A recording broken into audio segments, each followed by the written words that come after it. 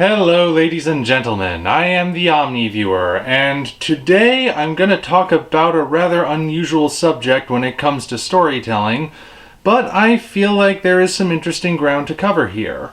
That being anthropomorphic animals. And yes, I realize this video has gone up the day after the trailer for the Cats movie premiered, and that looks terrifying. But then again, what better opportunity to discuss the subject?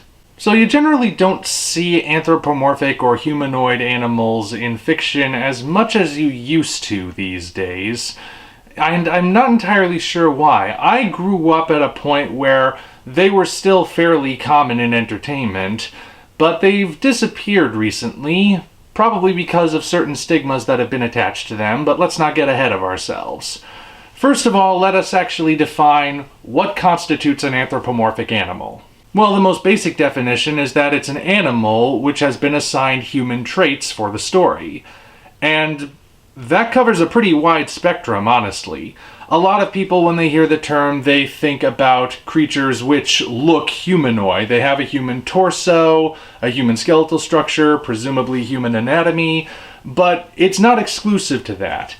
If your animal character can think and reason and speak on a human level, that character is anthropomorphic, because it has a human trait. All of the characters in, let's say, The Lion King, they're meant to look like accurate animals, but they can speak, they can think, they are going through human conflicts. So, in that sense, they have been anthropomorphized. But of course, it is far more common to see animals who look human in addition to behaving human.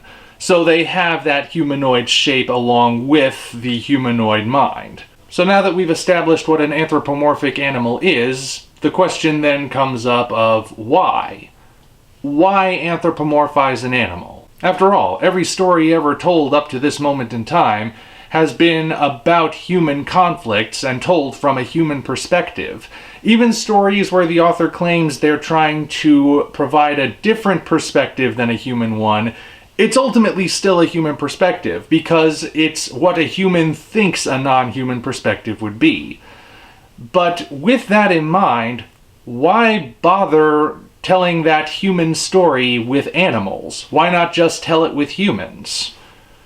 Well, having given it quite a bit of thought, because these are the kind of weird things I like to think about in my spare time, I have come up with some interesting reasons which maybe you already knew, maybe you didn't know, but I'm gonna express them anyway.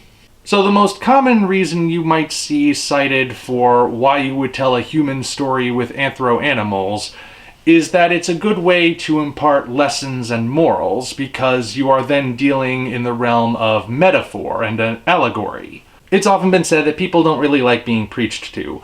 Nobody wants to hear, this is what you are doing wrong and you have messed up, so this story is about you. No one likes that. But if you can tell a story about, say, a mouse and a lion, and you can have that story be about some sort of conflict that a person can relate to their own lives, then they arrive to the conclusion of how they can apply the moral of that story to how they move forward in their everyday lives. That's the basic gist of it. It's a concept that at least can be traced back to Aesop, probably further, but Aesop's famous fables are the most popular examples. He told stories about animals in order to impart messages to people, and they have endured the test of time. Another popular and far more recent example is George Orwell's Animal Farm. That's a story about revolution and the revolutionaries losing sight of why they started their revolt in the first place and becoming the very things they hated. In other words, meet the new boss, same as the old boss. But why tell that story in the context of animals overthrowing the farmer to take over a farm? Well, because then it can apply to anything.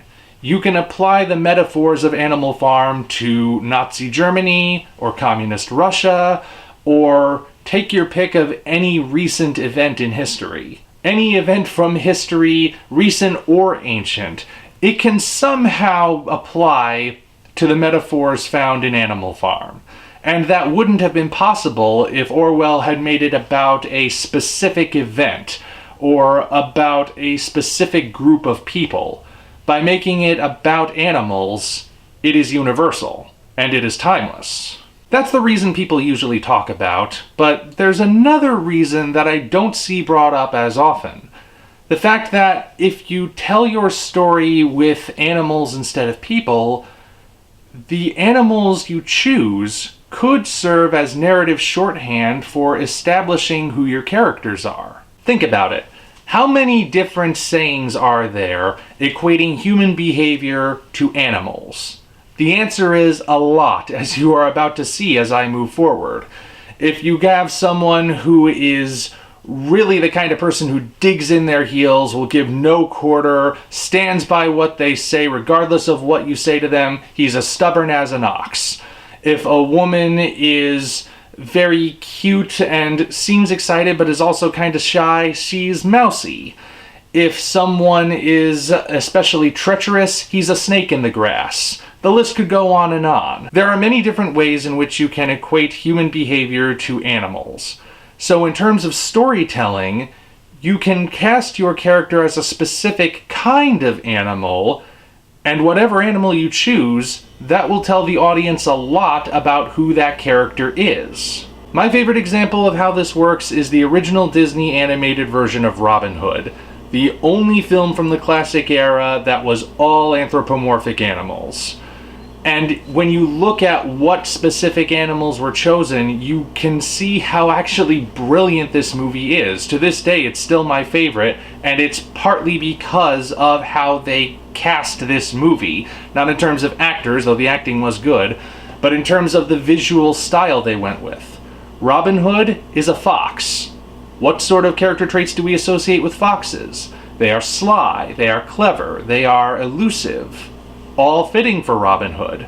Maid Marian is also a fox, partly to avoid any sort of interspecies confusion, but also because female foxes in particular are often associated with allure. The term vixen, which is the technical term for a female fox, is also applied to women who are especially alluring and seductive. And okay, Maid Marian's not a seductress, but she's definitely alluring to our main character. Little John is a bear. That one's actually pretty layered. On the one hand, bears are considered the powerhouses of the animal kingdom. They are big, they are all muscle. You do not want to get on a bear's bad side because it will end you. And that's fitting for Little John. Despite his name, we of course know that it is ironic because he's actually built like a brick house. But also, bears are associated with friendliness and cuddliness. Teddy bears, I mean. Everyone has had a teddy bear at some point in their lives. If you haven't, I'm sorry. But there's also that particular element that can be applied to Little John, because once you get to know him, and if he likes you, he's your best friend for life. Or compare the royal brothers, King Richard and Prince John. They're both lions, but very different kinds of lions. When we see King Richard at the very end, he is the one true king. Of course, I mean, if you know the story, he's the one who's supposed to be in charge. And so he's depicted as the regal lion, which goes a long way towards establishing him as the one true king because, let's face it, he's only in the story at the very end, at least in this adaptation. So he's got the broad, large body, he's got the full, flowing mane of hair. He looks like a majestic, royal being. But Prince John, he's scrawny, he has no mane at all, he looks kind of malnourished. He's supposed to be immature. He looks like an immature lion, and that comes across. You could also make the argument that he looks like a female lion, and that therefore the idea is that he's supposed to be effeminate, but I don't necessarily think the movie itself supports that interpretation. You see the movie, you know he's kind of a mama's boy, he sucks his thumb. He's supposed to be immature, I think, and his design as an immature-looking lion reinforces that. And of course you have the Sheriff of Nottingham, who is a big fat rat. Need I say anything more? You can also apply it to the background or crowd characters. All of the royal guards are rhinos. Rhinos are known for being really tough. They have thick armored hides. They have built-in weapons on their faces. They are the sort of things, they've actually been implemented in warfare at times, so logical choice for soldiers. And the prison guards are all buzzards.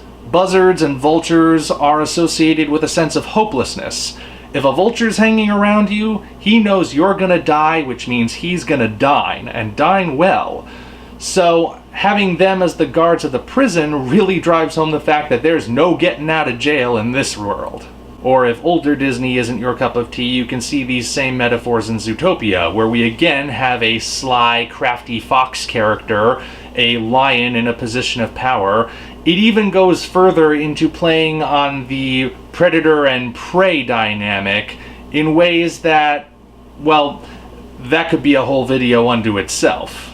So selecting a specific kind of animal to play a specific kind of personality can actually do a lot towards cluing your audience in on who that character is. But don't get to thinking that means casting an animal is an excuse to not develop the character further. That's just laying the groundwork. You need to add more on top of that. And for a good example, I will do... how many people remember Nickelodeon's Cat Dog?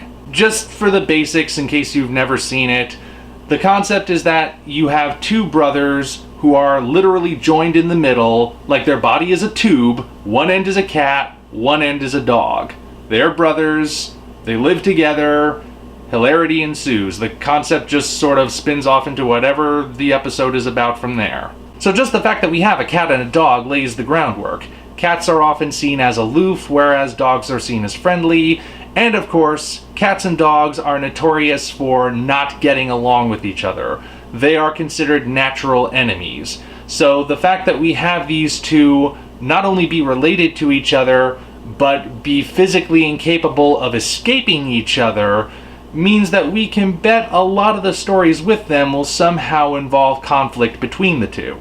But like I said, that's just the groundwork. From there, the writers built each character into something more. Cat is very prideful, but also kind of looking for acceptance at any cost. He can also be a bit greedy. He has a moral compass, but he's more than happy to ignore it if he thinks he can benefit from it. When pushed to the brink, however, he will listen to it, though it's usually not in time to stop him from getting his comeuppance by the end of the episode. Dog, meanwhile, is very comfortable with who he is, almost bluntly honest, doesn't have a prideful bone in his body. He has a much stronger moral compass that he listens to much closer, but he can be manipulated into ignoring it because he's not very bright. And being stuck together, yes, they're often in conflict, but they're also often united. They kind of have no choice but to be a united force. Amongst all the other anthropomorphic creatures in the Cat Dog show, at least one of which is unidentifiable, these 2-in-1 characters are considered the freaks in town. So they are the outcasts.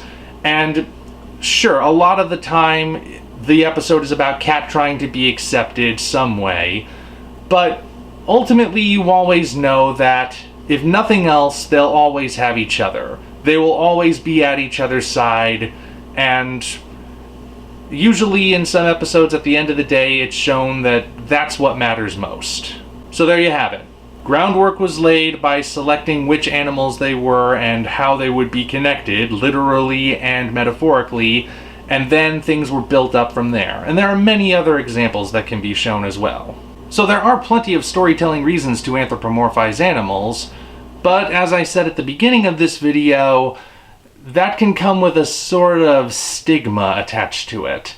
And I'm sure there are people out there who are going to ask, if I do this, won't I attract some weirdos? Now, I'm not going to turn this into a dissertation on furries, because that's not what we're talking about. I'm talking about storytelling. I don't know if there are any furries in my audience. If there are, don't worry, guys. I'm not against you. I know you aren't the weirdos everyone thinks you are.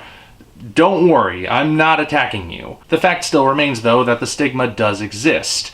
The more human you make an animal character look, the more you're going to have people staring at you and wondering just what you're doing on your Friday nights. So it's only natural to wonder just how far you should go in anthropomorphizing. If you take an animal character, let's say the character is female, and you give her a completely human torso, is that weird? Well, the answer is yes, of course it's weird. Everything writers do is weird. But there's another layer that needs to be considered. Let's stick with our example of a female character. Let's say we want a female character who's supposed to be really, really attractive, but we're telling a story with animal characters in it. So how do I convey the sense that this character is really, really beautiful, really, really desirable, let's say, by other characters, without resorting to just explaining to the audience that this is the case?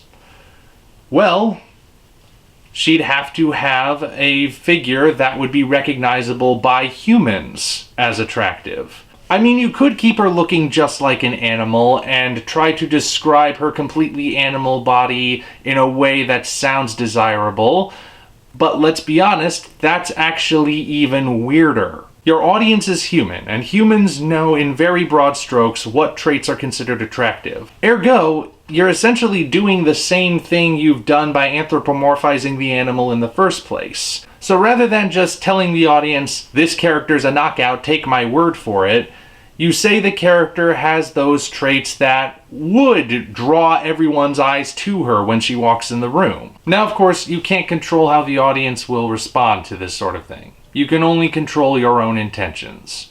And ultimately, that's all you can do. And my intention with this video was to shed a little light on the subject. Lots of people like to talk about movies with anthropomorphic animals, but they don't necessarily talk about why you would anthropomorphize animals.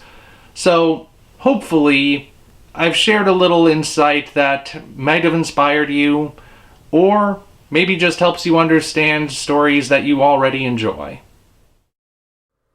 If you enjoyed this video, be sure to like it, as well as subscribe to the channel for more content of a similar nature. Also, check the description for links to our Twitter, DeviantArt, and Patreon pages, as well as the Amazon link for the novel Operation Red Dragon: The Daikaiju Wars Part 1, penned by yours truly. Thank you all, and we appreciate your support.